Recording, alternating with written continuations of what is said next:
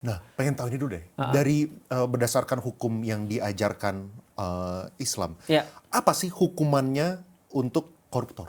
Oh, hukuman buat koruptor itu kadang-kadang orang menyamakan dengan maling. Nah, aku kasih tahu dulu hukum maling di dalam Islam. Hukum maling di dalam Islam, kalau ada orang mencuri lebih daripada seperempat dinar, maka hukumannya potong tangan. Seperempat dinar berapa? Satu dinar tuh 4,25 gram emas. 1 gram emas sekarang berapa ya? 2 jutaan kayaknya ya. Berarti sekitar mungkin 8,5 juta ya. Satu dinar sekitar 8,5 juta. 8,5 juta. Berarti seperempatnya sekitar ya taruhlah 2 something ya. 2 juta something. Berarti kalau ada orang mencuri lebih daripada 2 juta, tangannya dipotong. Nah, itu adalah mencuri. Tapi pertanyaannya, korupsi sama nggak dengan mencuri? Jawabannya tidak. Korupsi itu bisa lebih parah daripada mencuri dan seringkali lebih parah daripada mencuri. Artinya hukuman yang paling rendah adalah potong tangan.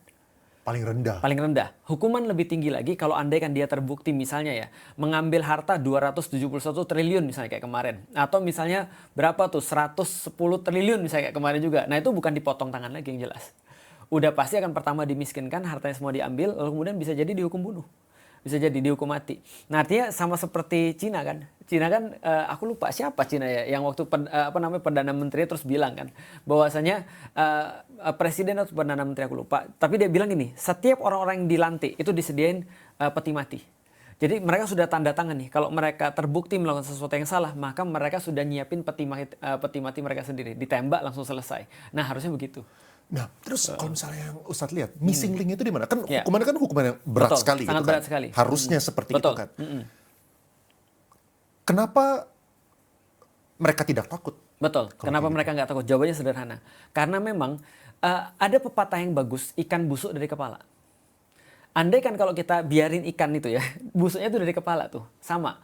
Makanya kan pernah ada tokoh polisi berkata gitu kan ya. Kalau aku nih ngelihat anak buahku berbuat salah, ikan busuk dari kepala, pecat 2 tingkat di atasnya. Aku sepakat banget. Berarti nih, kalau kita mau konsisten dengan itu harusnya terjadi. Kalau tidak, berarti kepalanya busuk berarti.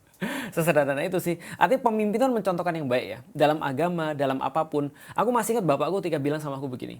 Ketika dia ke kantor, dia seorang direktur. Lalu kemudian dia ketika ngantar aku ke sekolah, suatu waktu aku dijemput terus pergi ke kantornya. Aku bilang, kenapa kamu ke kantor sore-sore?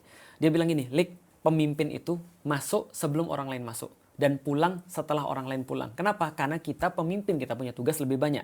Dengan ngelihat itu aja, berarti mereka sebenarnya kan bukan pemimpin. Karena di Indonesia pemimpin itu dilayani. Karena di Indonesia pemimpin kerjanya lebih sedikit kan gitu kan ya. Nah itulah namanya Asian value dalam tanda kutip. Padahal kalau kita lihat Asian value-nya orang Chinese jauh banget daripada itu kan gitu kan ya.